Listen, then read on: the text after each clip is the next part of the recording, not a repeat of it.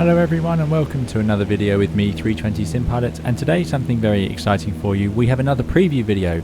This time we are taking a look at the upcoming JustFlight PA28 Warrior II. This is of course similar in some respects to the turbo arrows we've been looking at, but it's going to be a slower, more sort of club style training aircraft, so a good bit of fun as we take it for a flight from High Wycombe in West London down to Redhill. This is a preview build that JustFlight kindly sent over before release, so there could be a few bugs as we go through the video, which I'll hopefully manage to solve as we go, and it should be good fun to take it into the air. Let's jump into the video. Here on the menu screen then, and we're going to do a flight from Echo Golf Tango Bravo down to Redhill. The magic of this is we'll go via London Heathrow, which is of course quite fitting for the BEA and I believe BOAC liveries attached to this aircraft. So looking forward to this. Let's have a look at it in the menu. By now you'll see that I've got a few of these JustFlight general aviation aircraft. They are really fantastic, and they are a variation of course on each other. The good news on that is if you have one of these other aircraft, there'll actually be a discount available for the Warrior II, given that there is some similarity, which is what JustFlight recognise it seems, so that's nice. If we click on liveries, we can see here all the different options you get. So G-Bosie, which is the aircraft this model is based on, and then we've got the other options. We've got a few different registrations from around the world: Germany, France, America, Australia, and of course this G6 livery, which I absolutely could not resist flying. So that's what we're going to choose. Just looking at aircraft selection, some quick stats there. You can see less endurance than sort of the turbo arrows had. They're quite nice, up to 20,000 feet. Obviously a lower altitude, 13,000 feet. Good luck with that. You wouldn't want to sit there for long in one of these. And yeah, it's even a bit lighter than the Arrow 3, which has retractable landing gear. So it doesn't go quite as far or fast as that either. Let's jump in and get flying. And here we are in the simulator with the Warrior II. Doesn't it look fantastic?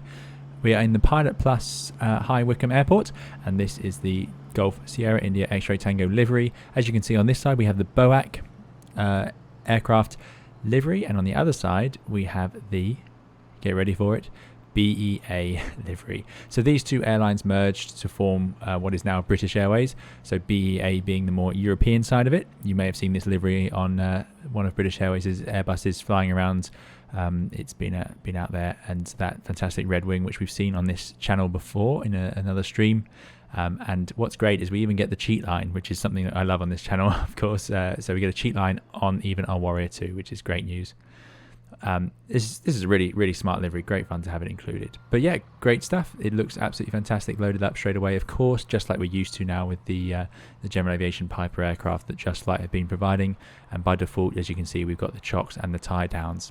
By sheer chance, funnily enough, over here we've got the aircraft that this was based on, G-Bosie. This one is the aircraft that they modelled it on. It just happens to have spawned in as AI. So there's another livery straight away which I get to show you, which is always makes my filming easier. So as ever, a few liveries included which all look very smart. This is for a flying club, so you can get the idea that inside this aircraft it's going to be a more flying club style, not very privately owned. This is a very popular aircraft. If you go for a trial flight or you're thinking of doing a PPL, it's very likely you'll be in some sort of Warrior, and the Warrior II. You know, the Archers and Turbo Archers we've been looking at are nice, but they're a bit more fancy, a bit more expensive. Don't mind that flickering. As I said, this is an AI aircraft, not what we're flying today. So yeah, so although this airplane looks smart on the interior, it's going to be similar to the Bosie, so we can expect it to be quite well used, shall we say, which is what these aircraft are for. That's why they've got the fixed pitch propeller, and the landing gear is fixed down. It's not designed for cruising around, although it can do it. It's not a Cessna 152. It does have obviously those extra seats in the back. The engine on this aircraft is 160 horsepower, 4 cylinders, so a bit smaller than we had on the those turbo arrows, and of course the Arrow 4. Nice detailing on the fixed pitch propeller, so all looking very smart. No changing of this, so this time we won't have a manifold pressure. We'll just be judging how much power we're putting through the engine via the RPM, and the very straightforward landing gear just sitting out there in the airflow as it will do the whole time. Even the underside of the wing is red, which is great. Really like that. What a fantastic livery to include.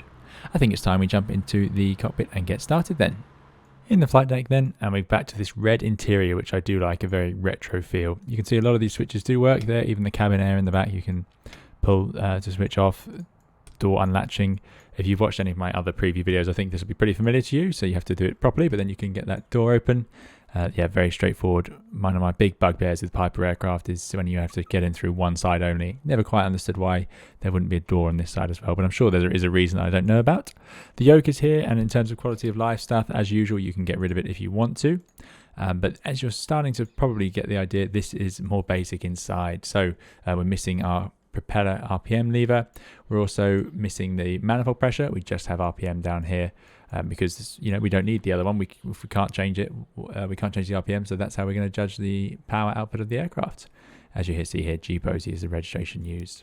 This is a preview build, so thank you to JustFlight for sending it over. What that means is it's not finished. So I think release is due in hopefully the next few weeks. Hopefully not too far away. But as a result, the iPad functionality isn't quite all complete yet. But you can expect to be able to swap over the Garmin and so on as per usual. Some nice stickers here, no mode Charlie, excellent.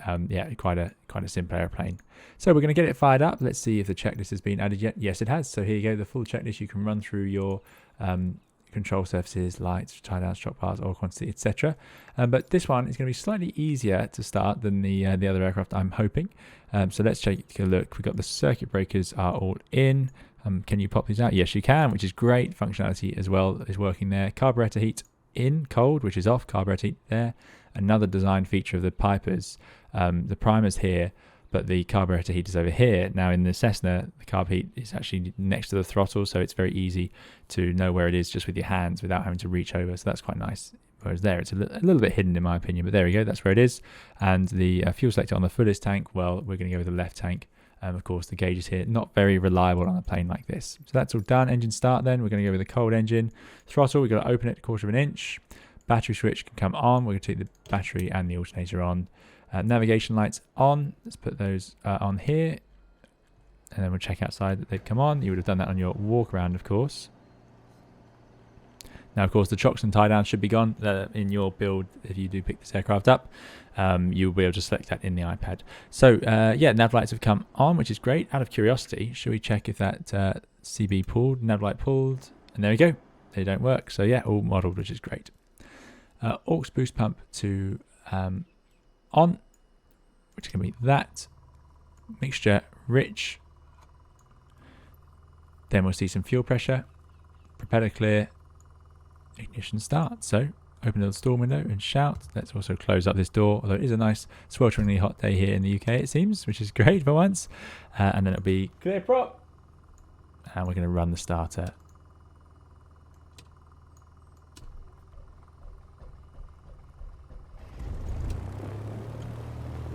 Just let you hear the audio.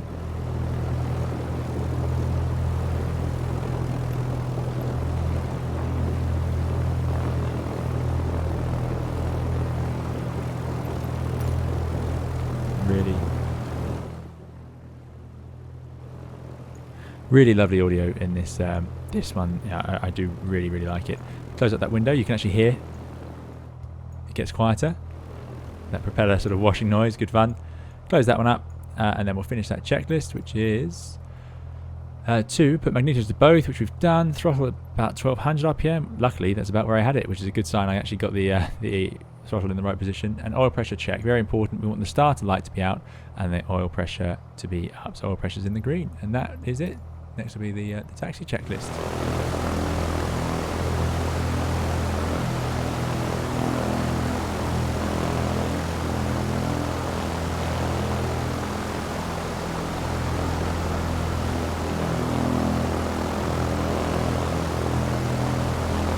Great news then, aside from all these airport vehicles that seem to be dominating this airfield. Yeah, with a quick reload, I actually managed to have the iPad working. That presumably was a glitch that we won't see in the release product. So anyway, this is where you can control the chocks, tie downs, tow bar. You just click it and they either appear, and they should now be visible on those wheels. Yep, you can just about see them down there. All these cars, very aggressive cars. There you go, there's the chocks in there. Oh, you can actually click on them to get rid of them. I did not know that. Very good. And we can change the Garmin over if we want to something more traditional, or sort of more modern. In here, you can also do the maintenance, recharge the battery if you need to. I'm going to enable the warnings and so on, which I quite like. The fuel is on auto select, so I'm going to turn that off. That means I have to change fuel tanks as required myself. So there you go. These are some of the features of here of this iPad. You can just turn it on and off using this little button, which is pretty great. And I noticed there's a brightness control. I'm not sure if we've seen that before. So yeah, very good. And you can have a co-pilot in there as well. So we'll turn that off for now. Great. So because I did a bit of a reload, I'm just going to set the HSI back to the London VOR, tune in the radio, and we'll get going.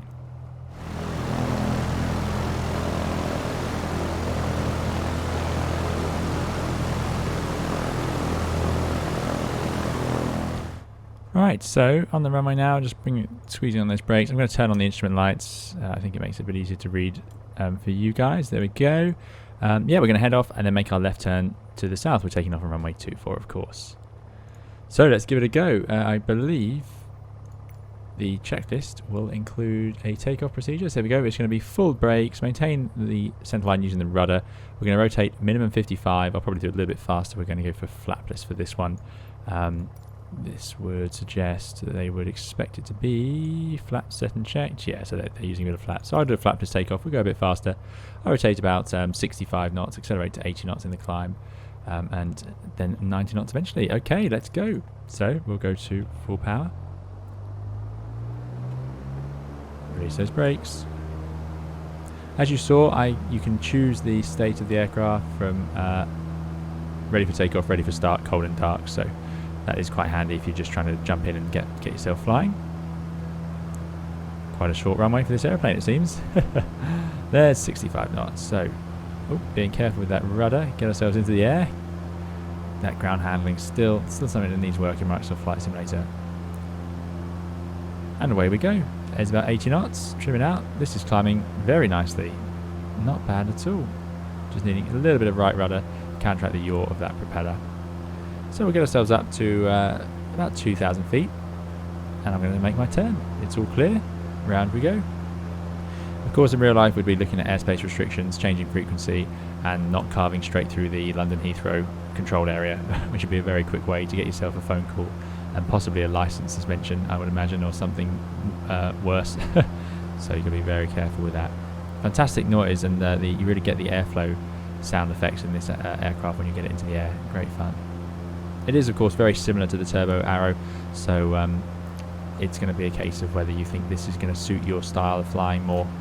Okay, 2,000 feet then. Let's do the old attitude. Adjust the power for cruise. Won't do much fuel mixing for this one, and then trim. Now we do have the luxury of an autopilot today. If we look down here, it is available. Switch it on. Let's see what I can get to work. So let's get that heading bug in the right place.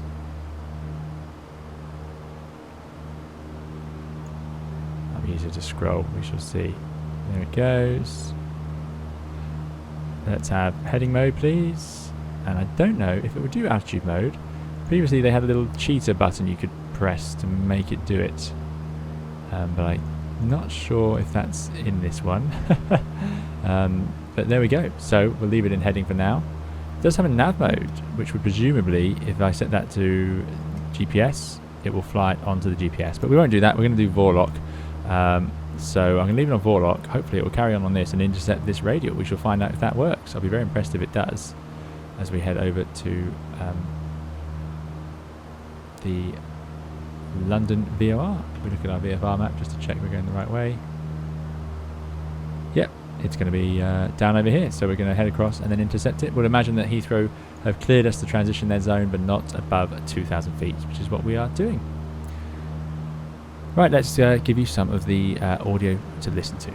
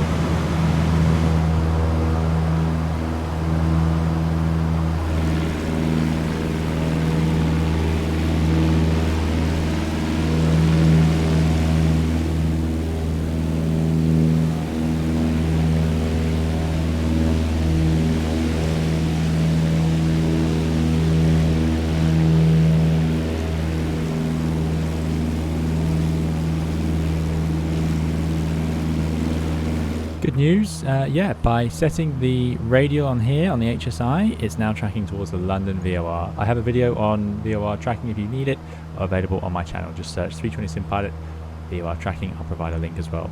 So there we go. Although the GPS route is via Ockham, we're actually going to go via Heathrow just for the fun of it. Should see it coming up on the nose soon. There it is. There's London Heathrow. So that's great stuff. So what we want to do then, or what I want to do, is try out a few manoeuvres with this airplane once we have it, as we have it. So let's try out a stall. To do that, I'm just going to disconnect the autopilot. That's now off, idle the throttle. We have climbed a little bit, as you can see, so London wouldn't be too impressed with that. You'd normally go a little bit higher to do stalling practice. 2,000 feet's a bit low, but let's just see how it handles. I'm expecting very docile. Let me bring up the yoke just so we can see it.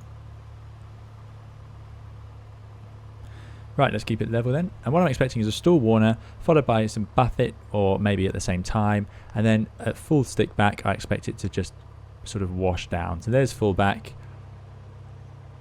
And there we go. Maybe there's not a stall warner fitted to this aircraft. There may not be. Some of the some smaller light aircraft don't use one. And that's it. 65 knots. Not really doing a whole lot. Let's trim back a bit. But as this is a preview build, it could be that the stall warner audio is going to be added a bit later. There it is. So yeah, required a bit of trimming back to really help me get there. And then you can hear the buffet. I'm still full back stick. I've got full back trim. Eventually we get the wing drop. So nose down, power on. Manage that nose rise. It's going to be hard because of that trim. Yeah, so that's the problem with trimming all the way back. Not something you'd want to do. So I'm going to keep that full power on, get the trim in, get the nose down.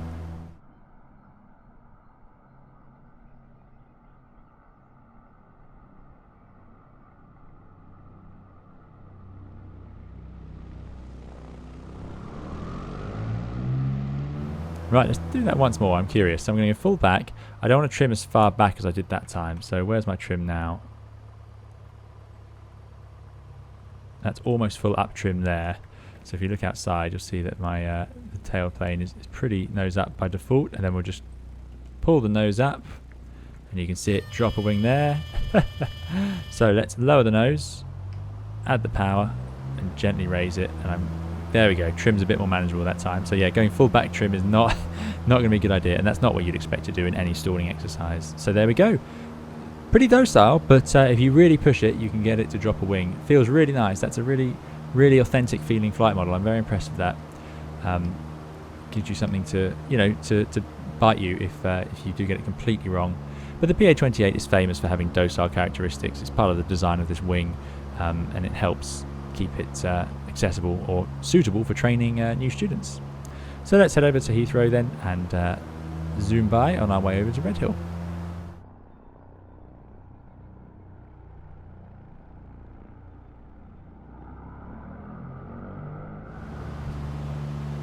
Passing over London Heathrow now.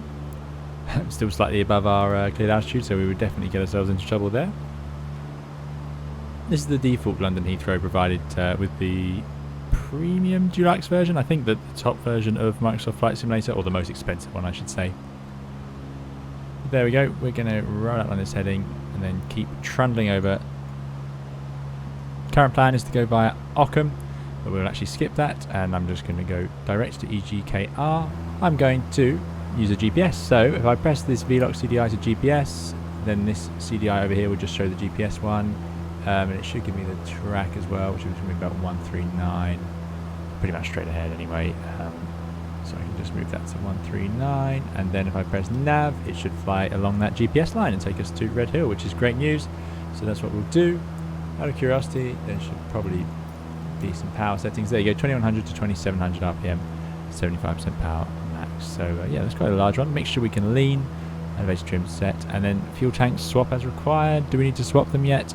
Probably not. Although we've gone down on the left, the right one is slightly above 10 gallons. So what I'm going to do, make sure the fuel pump is on, and then I'm going to swap tanks. There we go, and we'll just run the fuel pump for a minute after doing that. Right, let's get ourselves over to Redhill, take it in for a landing.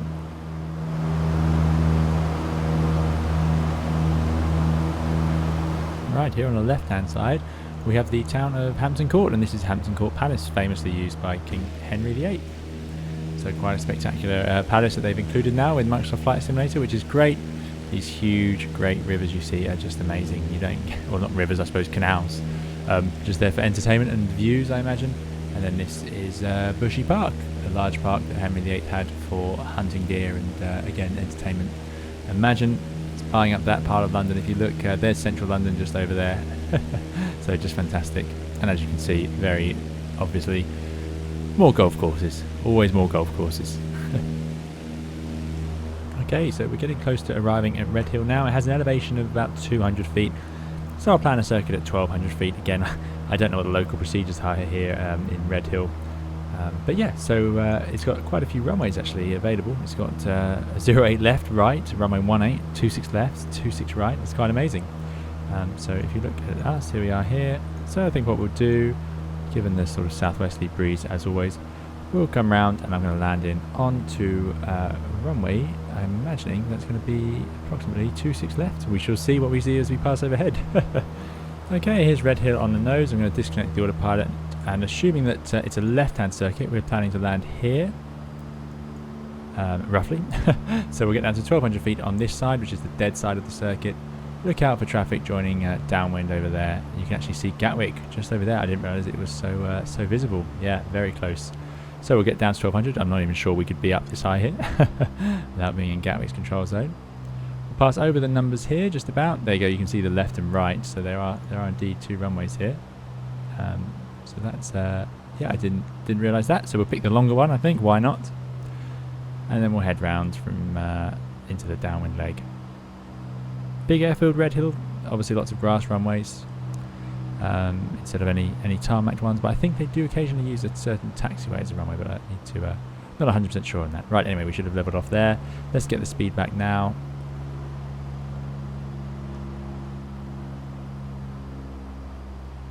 And take ourselves onto the downwind leg.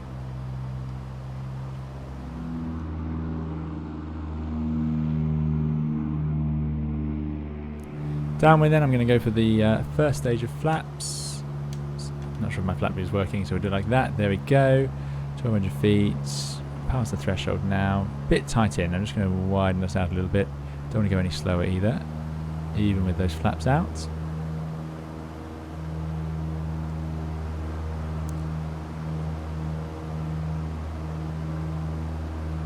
Yeah, I think I've cut that a little bit tight. Definitely need more practice flying these circuits in Flight Simulator.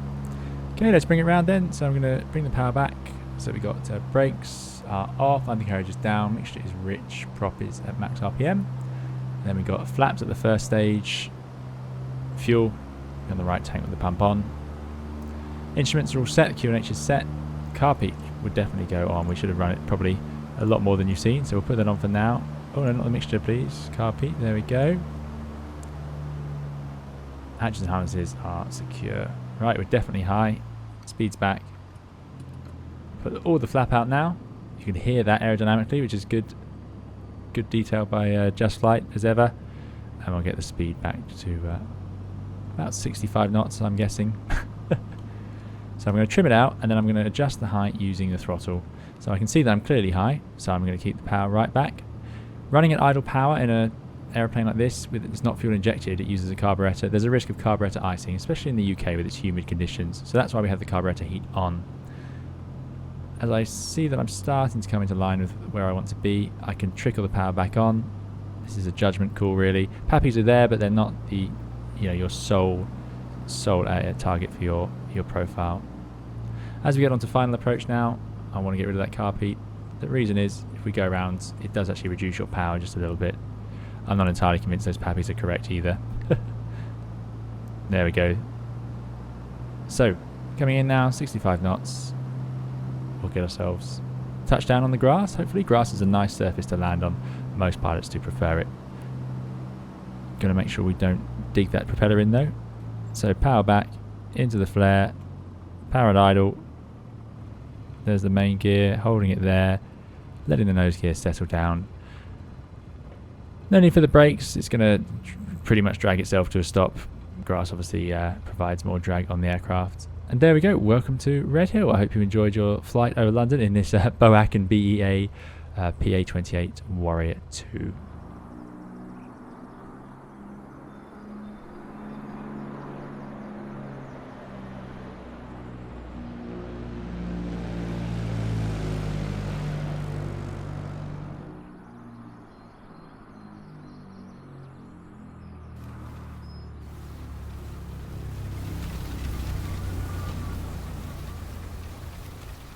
Time to shut down then. So we run the engine, we'll run at about 1200 RPM.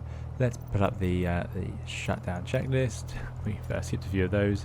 So the flaps are indeed up. Landing lights we can turn off now, and the strobe can go off. The fuel boost pump can go off. Elevator trim would go to neutral, and shutdown parking brake is set. Avionics master off. Airplane check idle 6 to 650, which is there, and then mixture to idle cutoff, and that's the logbook page, which still loves to come up. So there we go. That's idle cutoff, and then as the thing shudders to a halt, which is a really nice detail. I do like that a lot.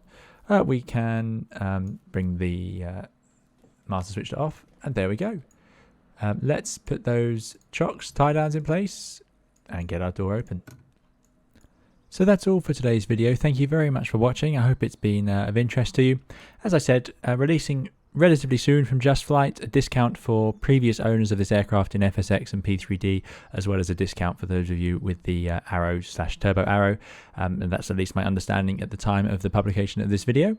It's it's been great fun to take it for a spin. Something a little less powerful, a little more club aircraft, and certainly something that if you're not already in general aviation and you're thinking about it, this is an aircraft you're very likely to see at some point. Yeah, they are everywhere. They are very iconic for their role as a trainer aircraft. There'll be plenty more videos and live streams to come on the channel soon, so do please stay tuned for those, and we'll see you again in another of those videos or live streams very soon. Thank you. Bye bye.